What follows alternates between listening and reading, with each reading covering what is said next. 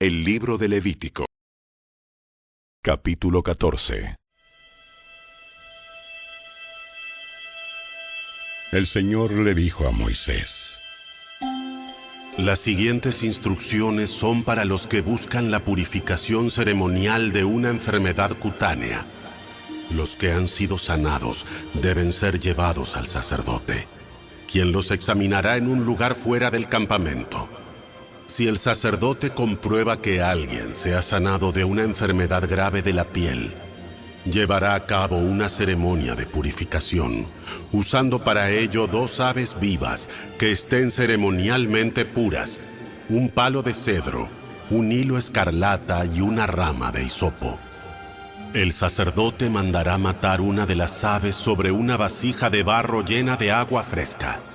Tomará el ave viva, el palo de cedro, el hilo escarlata y la rama de hisopo, y los mojará en la sangre del ave muerta sobre el agua fresca. Luego, el sacerdote rociará la sangre del ave muerta 7 veces sobre la persona que está siendo purificada de la enfermedad cutánea. Después de purificar a la persona, el sacerdote soltará el ave viva en el campo abierto. Entonces, aquellos que están siendo purificados deberán lavar su ropa, rasurarse todo el cuerpo y bañarse con agua. Así quedarán ceremonialmente puros y podrán regresar al campamento. Sin embargo, tendrán que permanecer fuera de su carpa durante 7 días. Al 7º día, nuevamente deberán rasurarse todo el pelo de su cabeza, incluidas la barba y las cejas. También deberán lavar su ropa y bañarse con agua. Entonces quedarán ceremonialmente puros. Al 8º día, cada persona que está siendo purificada debe llevar 2 corderos sin defecto y una cordera de 1 año sin defecto, junto con una ofrenda de grano de 6 litros de harina selecta, humedecida con aceite de oliva, y 1/3 de litro de aceite de oliva. Después el sacerdote oficiante presentará a la persona que será purificada, junto con las ofrendas, ante el Señor a la entrada del tabernáculo. El sacerdote tomará uno de los corderos y el aceite de oliva y los ofrecerá como una ofrenda por la culpa y los levantará como una ofrenda especial ante el Señor. Luego matará al cordero en el área sagrada donde se matan las ofrendas por el pecado y las ofrendas quemadas. Al igual que la ofrenda por el pecado, la ofrenda por la culpa le pertenece al sacerdote. Es una ofrenda sumamente santa. Luego, el sacerdote tomará un poco de la sangre de la ofrenda por la culpa y la untará en el lóbulo de la oreja derecha, en el pulgar de la mano derecha y en el dedo gordo del pie derecho de la persona que está siendo purificada. Después, el sacerdote derramará un poco del aceite de oliva en la palma de su propia mano izquierda. Mojará el dedo derecho en el aceite que tiene en la palma y rociará un poco del aceite 7 veces ante el Señor. A continuación untará un poco del aceite que está en la palma sobre la sangre de la ofrenda por la culpa que está en el lóbulo de la oreja derecha, en el pulgar de la mano derecha y en el dedo gordo del pie derecho de la persona que está siendo purificada. El sacerdote untará el resto del aceite que le queda en la mano sobre la cabeza del que está siendo purificado. Mediante este proceso, el sacerdote purificará a la persona ante el Señor. Luego el sacerdote deberá presentar la ofrenda por el pecado para purificar a la persona que fue sanada de la enfermedad de la piel. Después, el sacerdote matará al animal que se usará para la ofrenda quemada y la presentará sobre el altar junto con la ofrenda de grano. Mediante este proceso, el sacerdote purificará al que fue sanado y quedará ceremonialmente puro. Aquel que sea demasiado pobre y no tenga para comprar estas ofrendas, podrá llevar un cordero para la ofrenda por la culpa, para que se levante como una ofrenda especial para purificación. También deberá llevar 2 litros de harina selecta humedecida con aceite de oliva, para la ofrenda de grano y una taza de aceite de oliva. La ofrenda también debe incluir 2 tórtolas o 2 pichones de paloma, según sus posibilidades. Una de ellas deberá ser usada para la ofrenda por el pecado y la otra para la ofrenda quemada. Al 8º día de la ceremonia de la purificación, la persona que está siendo purificada debe llevar las ofrendas al sacerdote en la presencia del Señor a la entrada del tabernáculo. Entonces el sacerdote tomará el cordero para la ofrenda por la culpa, junto con el aceite de oliva, y los levantará como una ofrenda especial para el Señor. Después matará al cordero para la ofrenda por la culpa. Tomará un poco de la sangre y la untará en el lóbulo de la oreja derecha, en el pulgar de la mano derecha y en el dedo gordo del pie derecho de la persona que se purifica. El sacerdote también derramará un poco del aceite de oliva en la palma de su propia mano izquierda. Mojará el dedo derecho en el aceite de la palma y lo rociará 7 veces ante el Señor. A continuación, untará un poco del aceite que está en la palma de la mano sobre la sangre de la ofrenda por la culpa que está en el lóbulo de la oreja derecha, en el pulgar de la mano derecha y en el dedo gordo del pie derecho de la persona que está siendo purificada. El sacerdote untará el resto del aceite que le quede en la mano sobre la cabeza del que está siendo purificado. Mediante este proceso, el sacerdote purificará a la persona ante el Señor. Después, el sacerdote ofrecerá las 2 tórtolas o los 2 pichones de paloma, según lo que la persona pueda pagar.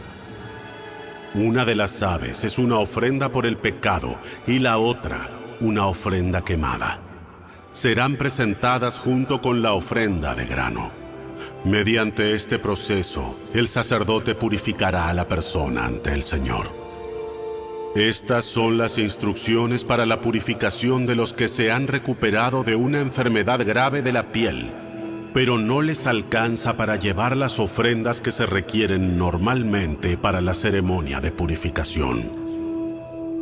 Luego, el Señor les dijo a Moisés y a Aarón: Cuando lleguen a Canaán, la tierra que les doy como posesión, puede que yo contamine con moho algunas de las casas de su tierra.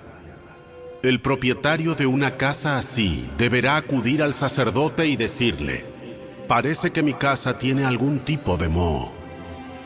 Antes que el sacerdote entre a inspeccionar la casa, deberá vaciarla con el fin de que nada de lo que hay dentro sea declarado ceremonialmente impuro. Entonces el sacerdote entrará en la casa y examinará el moho de las paredes. Si encuentra manchas verdosas o rojizas y la contaminación parece estar más profunda que la superficie de la pared, el sacerdote saldrá por la puerta y pondrá la casa en cuarentena durante 7 días. Al 7º día, el sacerdote regresará para inspeccionarla nuevamente. Si encuentra que el moho de las paredes se ha extendido, mandará quitar las piedras de las áreas contaminadas. Luego, el material contaminado será llevado fuera de la ciudad a un lugar designado como ceremonialmente impuro. Entonces se deberá raspar a fondo las paredes de todo el interior de la casa y tirar el material raspado en el lugar impuro fuera de la ciudad. Se traerán piedras nuevas en lugar de las que se han quitado y volverán a cubrirse las paredes con yeso. Sin embargo, si el moho vuelve a aparecer después de que todas las piedras hayan sido reemplazadas y las paredes hayan sido raspadas y recubiertas con yeso, el sacerdote deberá regresar a la casa y examinarla de nuevo. Si encuentra que el moho se ha extendido, es evidente que las paredes han sido afectadas con un moho grave y la casa está totalmente contaminada.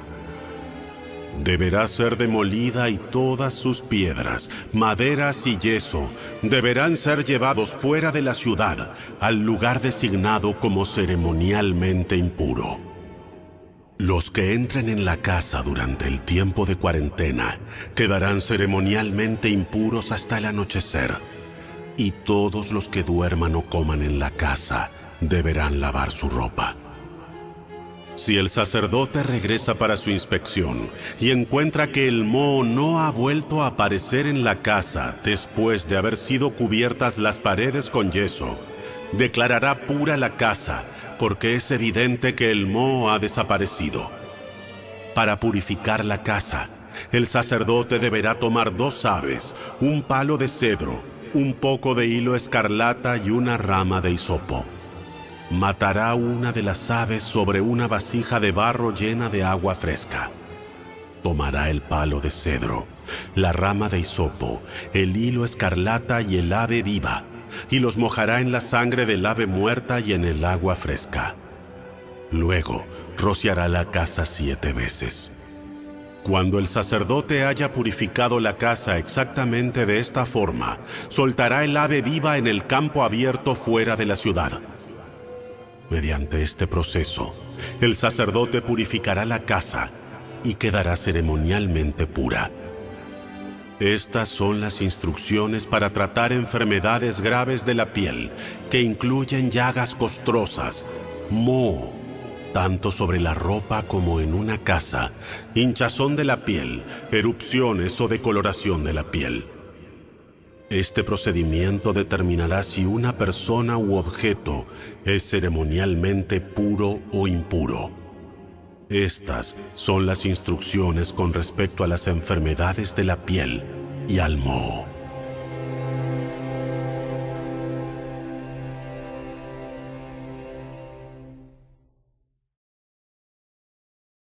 Capítulo 15. El Señor les dijo a Moisés y a Aarón: Den las siguientes instrucciones al pueblo de Israel. Cualquier hombre que tenga una secreción corporal es ceremonialmente impuro. Su secreción causa contaminación, ya sea que ésta continúe o pare. En cualquiera de los 2 casos, el hombre es impuro. Cualquier cama en la que duerma el hombre con la secreción y cualquier cosa sobre la que se siente será ceremonialmente impura. De modo que si alguien toca la cama de ese hombre, tendrá que lavar su ropa y bañarse con agua, y permanecerá impuro hasta el anochecer. Si alguien se sienta donde el hombre con la secreción se sentó, entonces tendrá que lavar su ropa y bañarse con agua, y permanecerá impuro hasta el anochecer. Si toca al hombre con la secreción, tendrá que lavar su ropa y bañarse con agua, y permanecerá impuro hasta el anochecer.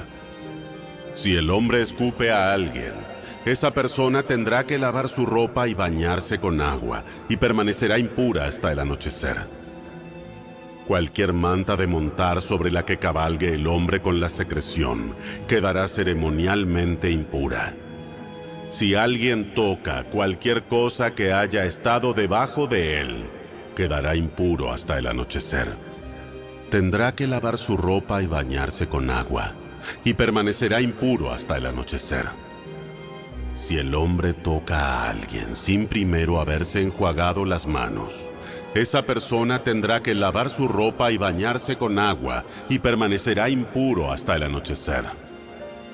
Cualquier vasija de barro que el hombre toque tendrá que romperse.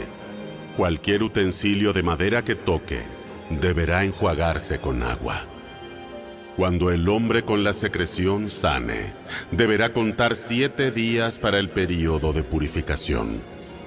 Luego tendrá que lavar su ropa y bañarse con agua fresca, y quedará ceremonialmente puro.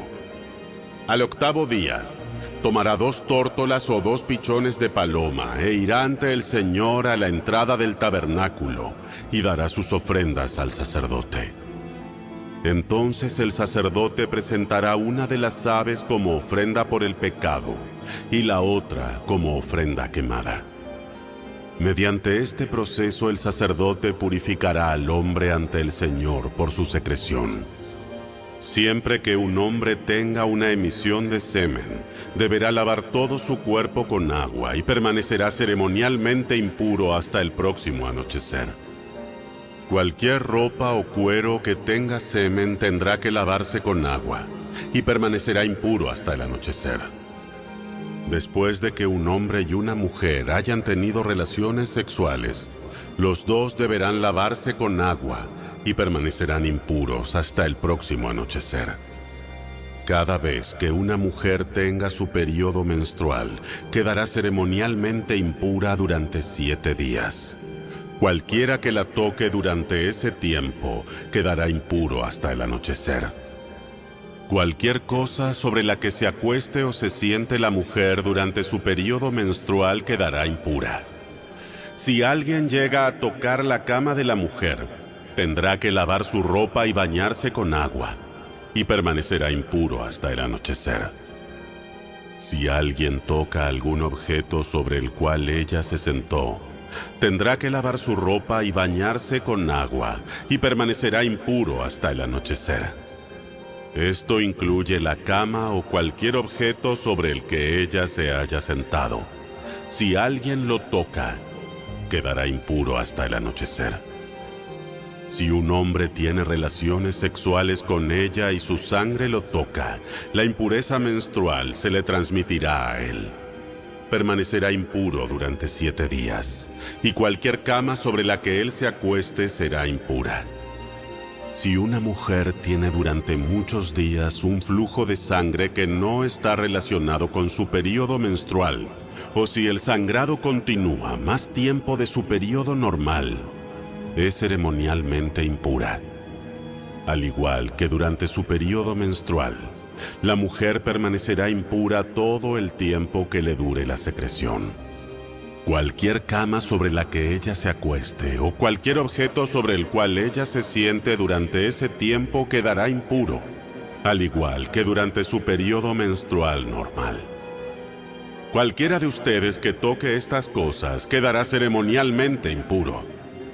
Tendrá que lavar su ropa y bañarse con agua, y permanecerá impuro hasta el anochecer. Cuando termine el sangrado, ella deberá contar 7 días y después quedará ceremonialmente pura. Al 8º día llevará 2 tórtolas o 2 pichones de paloma y los entregará al sacerdote a la entrada del tabernáculo.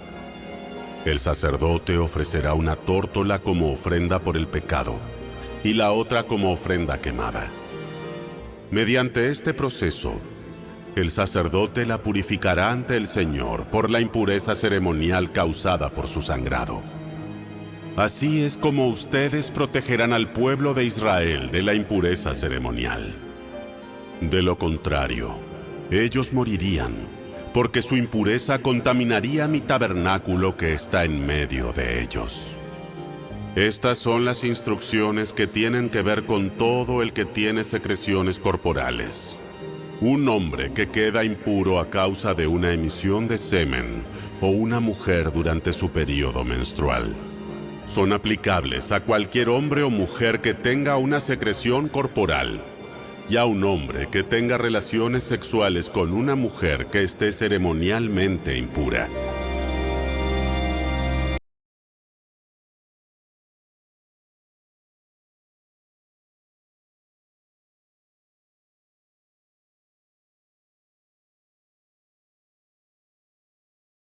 El segundo libro de Reyes. Capítulo 7. Eliseo le respondió: Escucha el mensaje del Señor. Esto dice el Señor: mañana, a esta hora, en los mercados de Samaria, 7 litros de harina selecta costarán apenas una pieza de plata, y 14 litros de grano de cebada costarán apenas una pieza de plata. El funcionario que atendía al rey le dijo al hombre de Dios: Eso sería imposible, aunque el Señor abriera las ventanas del cielo. Pero Eliseo le respondió: Lo verás con tus propios ojos, pero no podrás comer nada de eso. Sucedió que había 4 hombres con lepra sentados en la entrada de las puertas de la ciudad. ¿De qué nos sirve sentarnos aquí a esperar la muerte? Si nos quedamos aquí, moriremos. Pero con el hambre que hay en la ciudad, moriremos de hambre también allá si regresamos. Así que mejor sería ir y entregarnos al ejército arameo. Si ellos nos perdonan la vida, mucho mejor. Pero si nos matan, igual habríamos muerto. Así que, al ponerse el sol, salieron hacia el campamento de los arameos. Pero cuando se aproximaron al límite del campamento, no había nadie, pues el Señor había hecho que el ejército arameo escuchara el traqueteo de carros de guerra a toda velocidad, el galope de caballos y los sonidos de un gran ejército que se acercaba. Por eso se gritaron unos a otros: El rey de Israel ha contratado a los hititas y a los egipcios para que nos ataquen. ¡Para que nos ataquen! Así que se llenaron de pánico y huyeron en la oscuridad de la noche. Abandonaron sus carpas, sus caballos, sus burros y todo lo demás, y corrieron para salvar la vida. Cuando los leprosos llegaron al límite del campamento, fueron de carpa en carpa, comieron y bebieron vino, sacaron plata, oro y ropa, y escondieron todo. Finalmente se dijeron entre ellos: Esto no está bien. Hoy es un día de buenas noticias. Y nosotros no lo hemos dicho a nadie. Si esperamos hasta la mañana, seguro que nos ocurre alguna calamidad. Vamos, regresemos al palacio y contémosle a la gente. Así que regresaron a la ciudad e informaron a los porteros lo que había sucedido. Salimos al campamento arameo y allí no había nadie. Los caballos y los burros estaban atados. Y todas las carpas estaban en orden, pero no había ni una sola persona. Entonces los porteros gritaron la noticia a la gente del palacio. El rey se levantó de su cama a la mitad de la noche y dijo a sus oficiales: Yo sé lo que pasó. Los arameos saben que estamos muriendo de hambre. Por eso abandonaron su campamento y están escondidos en el campo. Esperan que salgamos de la ciudad para capturarnos vivos y tomar la ciudad. Entonces uno de sus oficiales le dijo: Deberíamos mandar espías a investigar. Que se lleven 5 de los caballos que quedan. Si les pasa algo, no será peor que si se quedan aquí y mueren con todos nosotros. Así que prepararon 2 carros de guerra con caballos y el rey envió espías para que averiguaran qué le había sucedido al ejército arameo.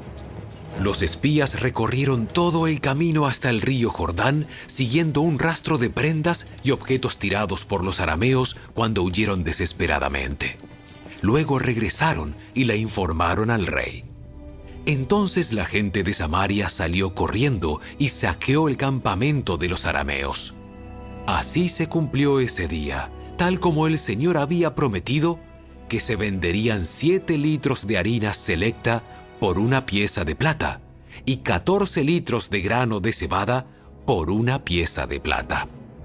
El rey asignó al funcionario que lo atendía para que controlara a las multitudes en la puerta, pero cuando salieron corriendo, lo atropellaron y lo pisotearon, y así el hombre murió. Así que todo sucedió exactamente como el hombre de Dios lo había predicho cuando el rey fue a verlo a su casa. El hombre de Dios le había dicho al rey: mañana, a esta hora, en los mercados de Samaria, 7 litros de harina selecta costarán una pieza de plata, y 14 litros de grano de cebada costarán una pieza de plata. El funcionario del rey había respondido: eso sería imposible aunque el Señor abriera las ventanas del cielo.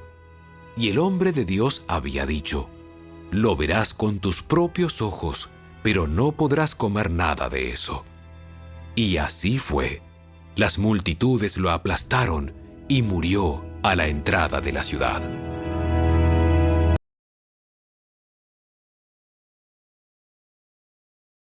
El Evangelio según Mateo. Capítulo 13. Más tarde ese mismo día, Jesús salió de la casa y se sentó junto al lago. Pronto se reunió una gran multitud alrededor de él, así que entró en una barca, se sentó allí y enseñó mientras la gente estaba de pie en la orilla. contó muchas historias en forma de parábola, como la siguiente. Escuchen. Un agricultor salió a sembrar. A medida que esparcía las semillas por el campo, algunas cayeron sobre el camino y los pájaros vinieron y se las comieron. Otras cayeron en tierra poco profunda, con roca debajo de ella. Las semillas germinaron con rapidez porque la tierra era poco profunda. Pero pronto las plantas se marchitaron bajo el calor del sol, y como no tenían raíces profundas, murieron. Otras semillas cayeron entre espinos, los cuales crecieron y ahogaron los brotes. Pero otras semillas cayeron en tierra fértil y produjeron una cosecha que fue 30, 60 y hasta 100 veces más numerosa de lo que se había sembrado. El que tenga oídos para oír, que escuche y entienda. Sus discípulos vinieron y le preguntaron: ¿por qué usas parábolas cuando hablas con la gente? A ustedes se les permite entender los secretos del reino del cielo, pero a otros no. A los que escuchan mis enseñanzas se les dará más comprensión y tendrán conocimiento en abundancia. Pero a los que no escuchan se les quitará aún lo poco que entiendan. Por eso uso estas parábolas, pues ellos miran, pero en realidad no ven. Oyen, pero en realidad no escuchan ni entienden. De esa forma se cumple la profecía de Isaías que dice: cuando ustedes oigan lo que digo, no entenderán. Cuando vean lo que hago, no comprenderán. Pues el corazón de este pueblo está endurecido, y sus oídos no pueden oír, y han cerrado los ojos, así que sus ojos no pueden ver, y sus oídos no pueden oír, y su corazón no puede entender, y no pueden volver a mí para que yo los sane. Pero benditos son los ojos de ustedes, porque ven, y sus oídos, porque oyen. Les digo la verdad, muchos profetas y muchas personas justas anhelaron ver lo que ustedes ven, pero no lo vieron, y anhelaron oír lo que ustedes oyen, pero no lo oyeron. Escuchen ahora la explicación de la parábola acerca del agricultor que salió a sembrar. Las semillas que cayeron en el camino representan a los que oyen el mensaje del reino y no lo entienden. Entonces viene el maligno y arrebata la semilla que fue sembrada en el corazón. Las semillas sobre la tierra rocosa representan a los que oyen el mensaje y de inmediato lo reciben con alegría. Pero como no tienen raíces profundas, no duran mucho. En cuanto tienen problemas o son perseguidos por creer la palabra de Dios, caen.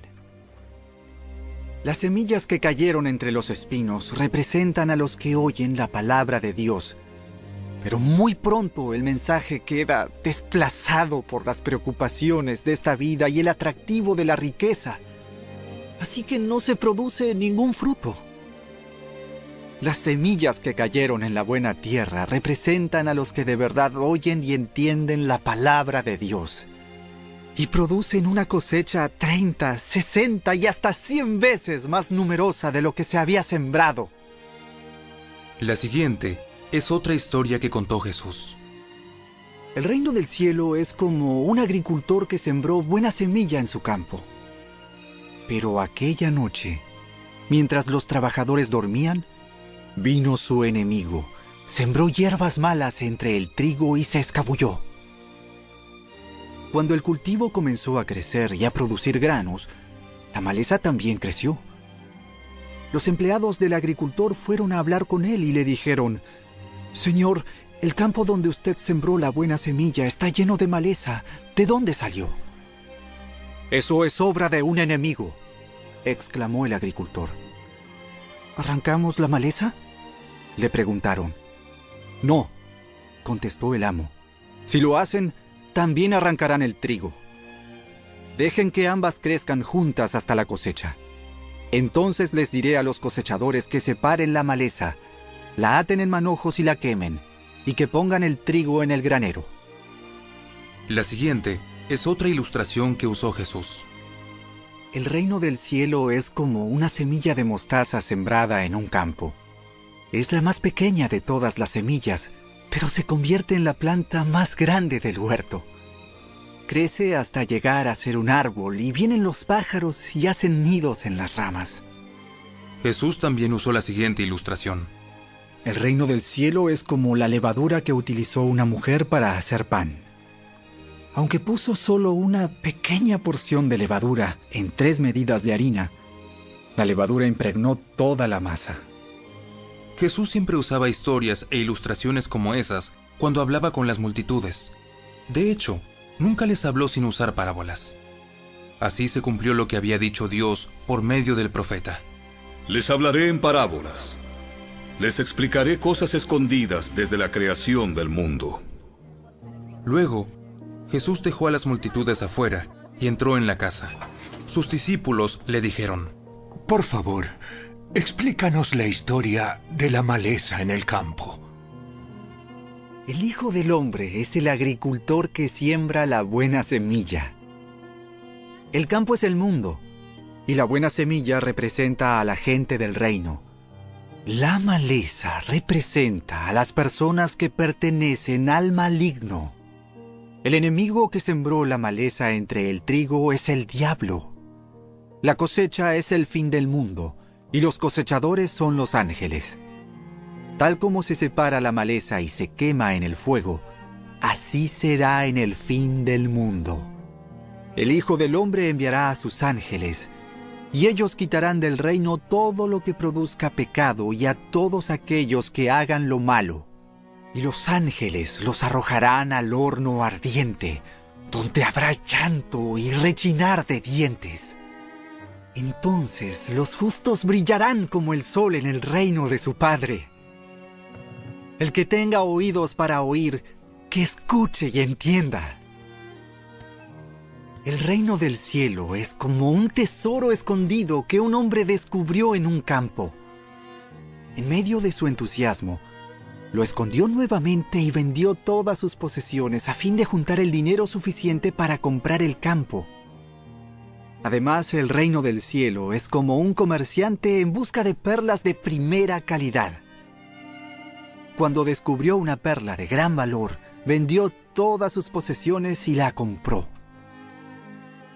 También el reino del cielo es como una red para pescar que se echó al agua y atrapó toda clase de peces.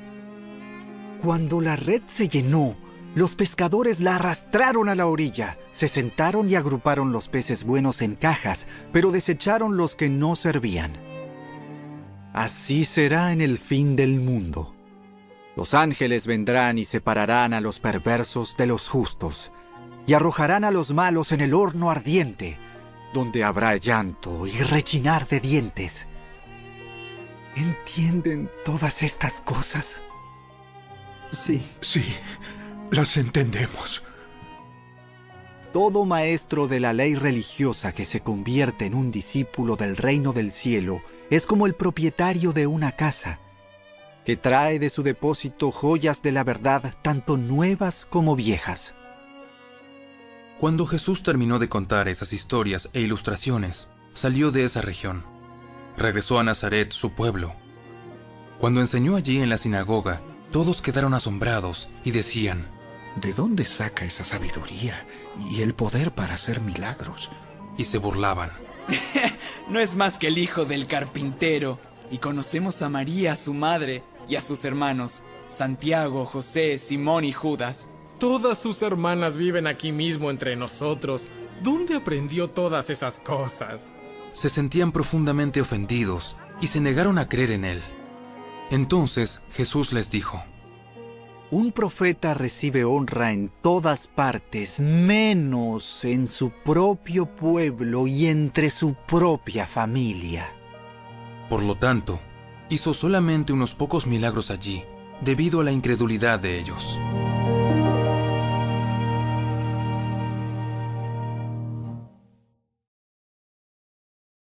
Capítulo 14. Cuando Herodes Antipas, el gobernante de Galilea, oyó hablar de Jesús, les dijo a sus consejeros: Este debe ser Juan el Bautista, que resucitó de los muertos. Por eso puede hacer semejantes milagros. Pues Herodes había arrestado y encarcelado a Juan como un favor para su esposa, Herodías, ex esposa de Felipe, el hermano de Herodes. Juan venía diciendo a Herodes: Es contra la ley de Dios que te cases con ella. Herodes quería matar a Juan, pero temía que se produjera un disturbio, porque toda la gente creía que Juan era un profeta. Pero durante la fiesta de cumpleaños de Herodes, la hija de Herodías bailó una danza que a él le agradó mucho. Entonces le prometió con un juramento que le daría cualquier cosa que ella quisiera. Presionada por su madre, la joven dijo: Quiero en una bandeja la cabeza de Juan el Bautista. Entonces el rey se arrepintió de lo que había dicho, pero debido al juramento que había hecho delante de sus invitados, dio las órdenes necesarias. Así fue que decapitaron a Juan en la prisión. Trajeron su cabeza en una bandeja y se la dieron a la joven, quien se la llevó a su madre. Después, los discípulos de Juan llegaron a buscar su cuerpo y lo enterraron. Luego fueron a contarle a Jesús lo que había sucedido.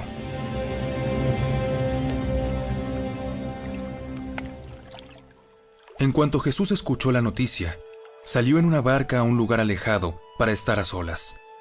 Pero las multitudes oyeron hacia dónde se dirigía y lo siguieron a pie desde muchas ciudades. Cuando Jesús bajó de la barca, vio a la gran multitud, tuvo compasión de ellos y sanó a los enfermos.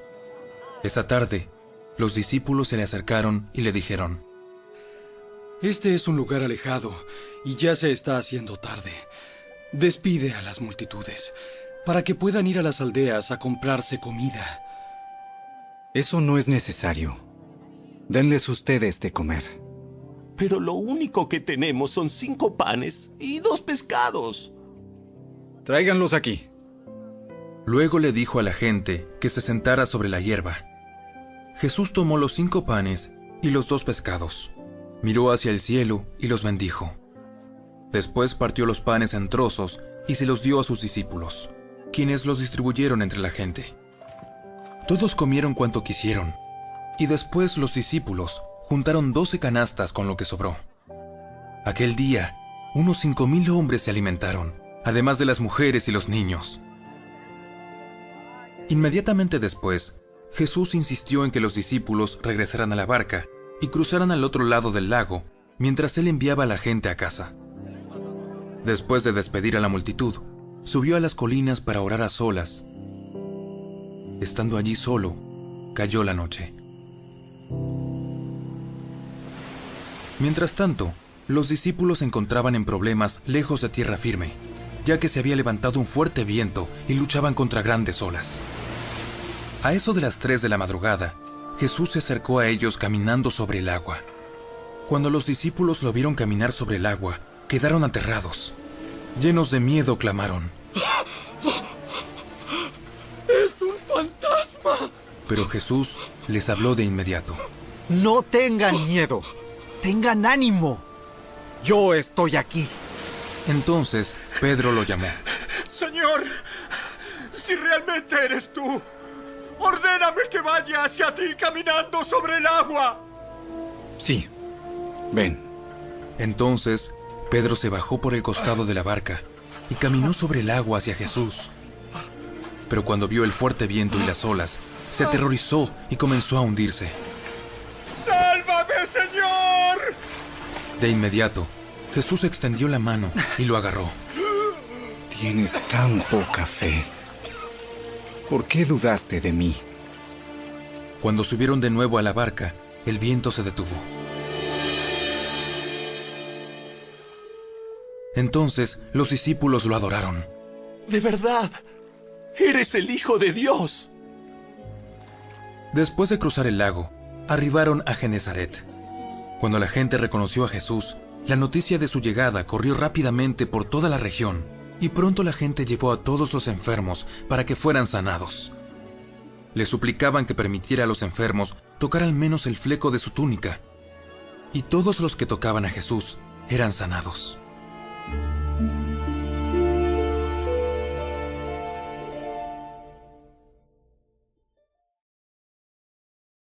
Capítulo 15. En ese momento, algunos fariseos y maestros de la ley religiosa llegaron desde Jerusalén para ver a Jesús. ¿Por qué tus discípulos desobedecen nuestra antigua tradición, ah? No respetan la ceremonia de lavarse las manos antes de comer. Jesús les respondió: ¿Y por qué ustedes, por sus tradiciones, violan los mandamientos directos de Dios? Por ejemplo, Dios dice: honra a tu padre y a tu madre, y cualquiera que hable irrespetuosamente de su padre o de su madre tendrá que morir. Sin embargo, ustedes dicen que está bien que uno les diga a sus padres: lo siento, no puedo ayudarlos porque he jurado darle a Dios lo que les hubiera dado a ustedes. De esta manera, ustedes afirman que no hay necesidad de honrar a los padres, y entonces anulan la palabra de Dios por el bien de su propia tradición. ¡Hipócritas! Isaías tenía razón cuando profetizó acerca de ustedes, porque escribió: este pueblo me honra con sus labios, pero su corazón está lejos de mí. Su adoración es una farsa, porque enseñan ideas humanas como si fueran mandatos de Dios. Luego Jesús llamó a la multitud para que se acercara y oyera. Escuchen y traten de entender. Lo que entra por la boca no es lo que los contamina. Ustedes se contaminan por las palabras que salen de la boca. Entonces los discípulos se acercaron y le preguntaron: ¿te das cuenta de que has ofendido a los fariseos con lo que acabas de decir? Jesús contestó: toda planta que no fue plantada por mi Padre Celestial será arrancada de raíz. Así que no les hagan caso. Son guías ciegos que conducen a los ciegos. Y si un ciego guía a otro, los dos caerán en una zanja. Entonces, Pedro le dijo a Jesús: explícanos la parábola que dice que la gente no se contamina por lo que come. ¿Todavía no lo entienden? Todo lo que comen pasa a través del estómago y luego termina en la cloaca. Pero las palabras que ustedes dicen provienen del corazón. Eso es lo que los contamina. Pues del corazón salen los malos pensamientos, el asesinato, el adulterio, toda inmoralidad sexual, el robo, la mentira y la calumnia. Esas cosas son las que los contaminan. Comer sin lavarse las manos nunca los contaminará.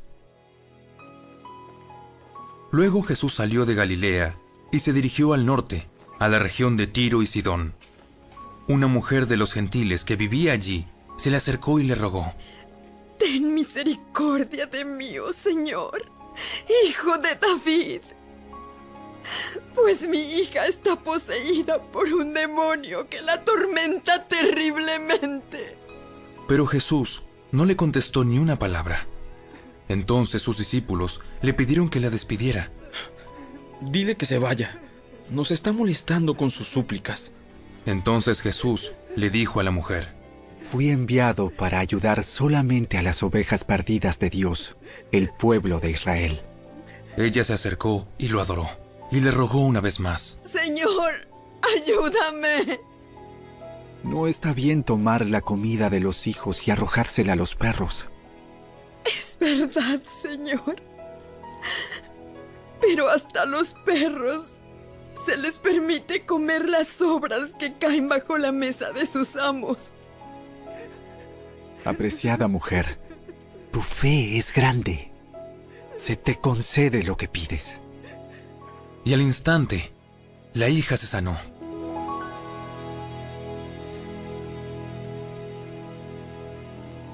Jesús regresó al mar de Galilea, subió a una colina y se sentó. Una inmensa multitud le llevó a personas cojas, ciegas, lisiadas, mudas y a muchas más. Las pusieron delante de Jesús y él las sanó a todas. La multitud quedó asombrada. Los que no podían hablar ahora hablaban. Los lisiados quedaron sanos, los cojos caminaban bien y los ciegos podían ver. y alababan al Dios de Israel. Entonces Jesús llamó a sus discípulos y les dijo: Siento compasión por ellos. Han estado aquí conmigo durante 3 días y no les queda nada para comer. No quiero despedirlos con hambre, no sea que se desmayen por el camino. ¿Dónde conseguiríamos comida suficiente? Aquí, en el desierto, para semejante multitud. ¿Cuánto pan tienen? 7 panes. 7 panes y unos pocos pescaditos. Entonces Jesús le dijo a la gente que se sentara en el suelo. Luego tomó los 7 panes y los pescados, dio gracias a Dios por ellos y los partió en trozos. Se los dio a los discípulos, quienes repartieron la comida entre la multitud. Todos comieron cuanto quisieron. Después los discípulos recogieron 7 canastas grandes con la comida que sobró. Aquel día, 4,000 hombres recibieron alimento, además de las mujeres y los niños. Entonces Jesús envió a todos a sus casas, subió a una barca y cruzó a la región de Magadán.